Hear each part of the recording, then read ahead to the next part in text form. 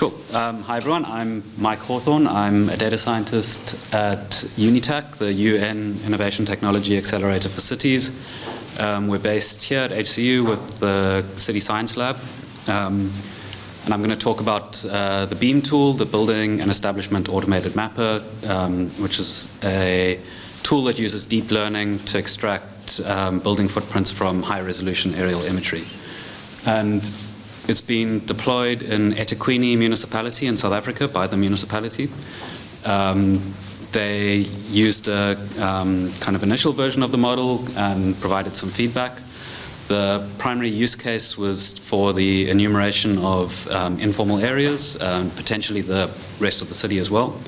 The issues that they ran into were that the initial model was trained on kind of rural informal settlements, which are sort of low density, and the model performed well in similar settings, but it struggled on kind of larger buildings or more complex scenes with lots of overlapping roofs.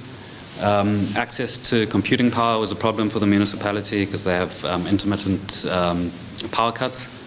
And the potential for increased efficiency that the tool provided could potentially threaten jobs because the municipality currently employs people to go out and manually count buildings. The flip side of this is that it could be an opportunity for upskilling for those workers to kind of take on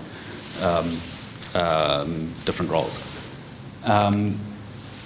In order to address these challenges, we created a new training data set in a kind of area that was more representative of the challenges the tool was facing. This meant manually labeling more than 3,000 buildings. The area was selected for variety and complexity. And I also made some tweaks to the training pipeline to make the models more robust and out-of-sample imagery, and supplemented this with open source training data. This just shows the results of the baseline model that we initially provided, and it's on an out-of-sample test set. And you can see it's not performing very well. It's got a dice coefficient or pixel level accuracy of 0.62. And the feature count is also around 60% of the total.